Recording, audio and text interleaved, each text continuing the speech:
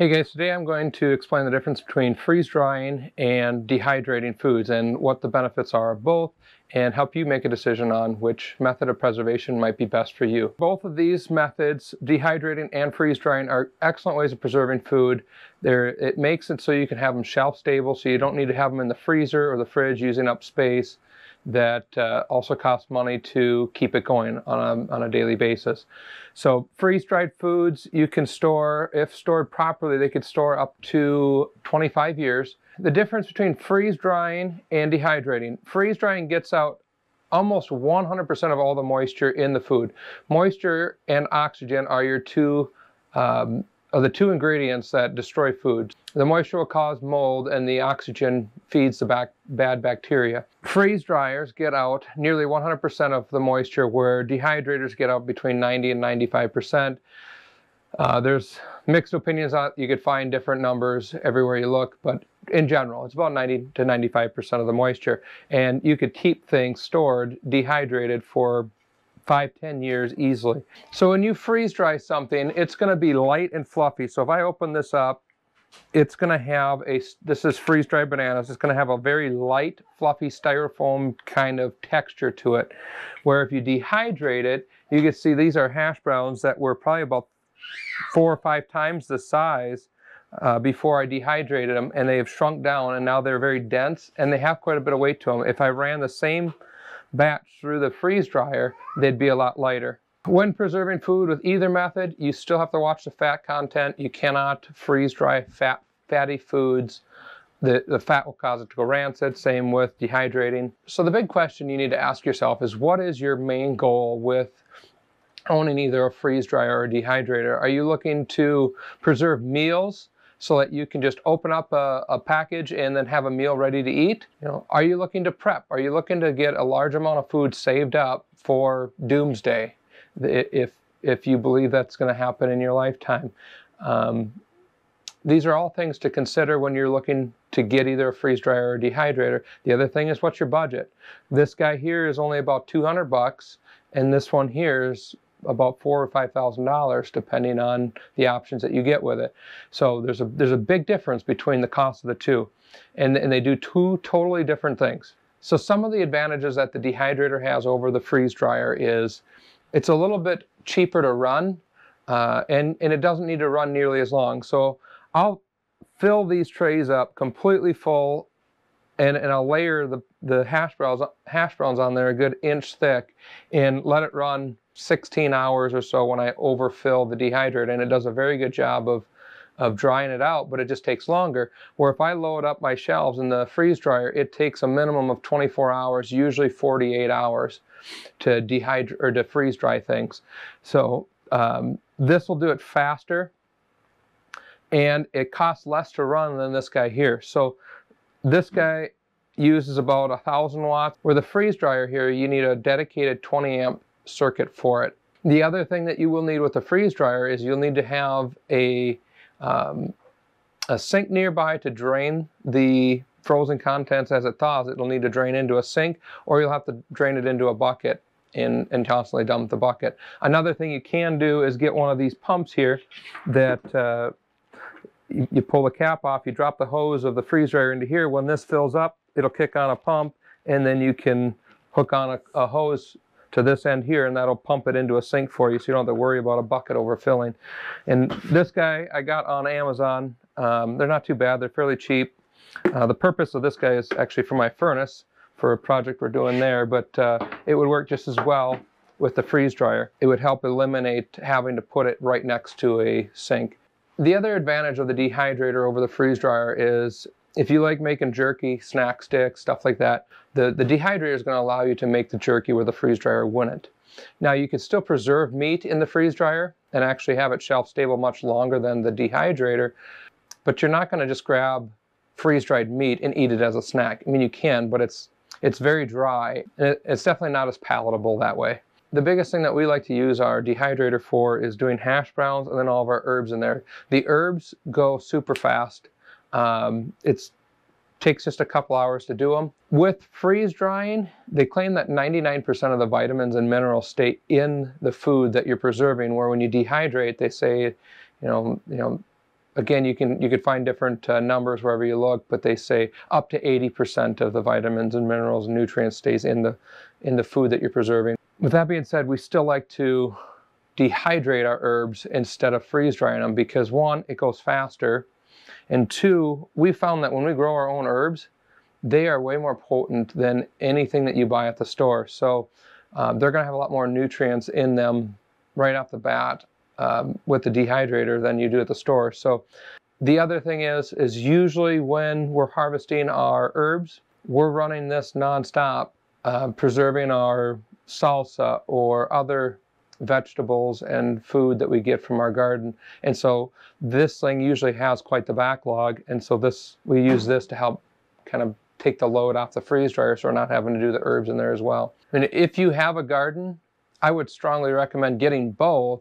The freeze dryer runs at our house nonstop once we start getting stuff from the garden, and it usually has a backlog of stuff that we freeze as we're waiting for the freeze dryer to have room to accept it.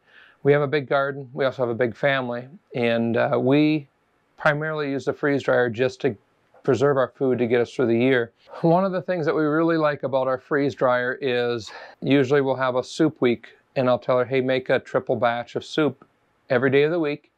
And then at the end of the week, we take all the soup that was left over and we put each different soup on a tray, throw it in the freeze dryer, and now we've got a quick, easy meal ready to go. So if she's gone and with the kids somewhere and I need something to eat, I just grab a jar, fill it up with hot water, let it sit for a couple minutes, and now I've got a meal, or vice versa. If I'm gone and she doesn't want to cook a whole meal for herself, we'll just grab some soup and quick eat it. The other nice thing about the freeze dryer is some of us in our family have different food allergies, and it makes it hard to go out to eat and to find healthy snack options that don't have the ingredients in it that we can't eat. And so the freeze dryer has really made things a lot easier for us, in the sense that now we've got snacks that we can make ourselves, freeze dry, and bring them with us when we're on the go. We also like to do a lot of camping, and it's been very handy with that because now we're bringing all these jars of food, or we'll put them in bags, and it's super light rather than having gallons of soup and all the extra weight. It just makes it a lot easier to prep for camping. Also, we've had friends that went backpacking down in the Grand Canyons. We gave them a bunch of freeze-dried food that they were able to just shove in their backpack, so it was super light. And when they got to their destination, they purified the water they needed to rehydrate it and cook them, and it made it really convenient for them. So this dehydrator here we got from Beaver a couple months ago, and we've been very pleased with it. It works very well. Like all dehydrators, the top couple shelves and the bottom couple shelves seem to dehydrate a little bit faster, which is expected. So halfway through, we'll just take them out and switch them out with the middle trays, just the top two trays and the bottom two trays to help equal things out. Here's what the trays look like. They're fairly large. They'd work good if you had jerky you wanted to make. The holes are small enough that you don't got to worry about it falling through. A lot of times when we're doing hash browns, they shrink up real small and they fall through the cracks a little bit, and they get caught in the pan down below. It's got a nice LED screen here. You could set a timer on it so it shuts off after a certain time. You could set your temperature. It's got a light inside. It's very lightweight too, easy to move around. So the harvest right over here, we got this guy probably about 3 or 4 years ago, and if you add up all the hours that we've ran the freeze dryer over the time that we've owned it, it would probably equal about 2 years. I mean, this thing runs continuously. This one, as you can see, has the 5 tray in it. This is the large. So the newer version of the large actually has 6 trays, so they put these closer together. And Harvest Right said that you can actually buy the insert, if you have the older freeze dryer, with the 6 tray shelf, and it'll fit right in there and work just fine, as it should. That's an option that we are looking to do. We'll probably buy that this summer before we get to our harvest season so that we can push more things through. The other thing with freeze drying is a lot of people will do freeze dried candy. We haven't done a whole lot of candy, but I know there's quite the market out there that people will do it and use the freeze dryer to make a little extra money on the side, do different shows where they sell freeze dried candy. So we've done some and kind of give it away as gifts. So like this is taffy here. Each one of these little circle things is bigger than the piece of taffy that you get before it's freeze dried.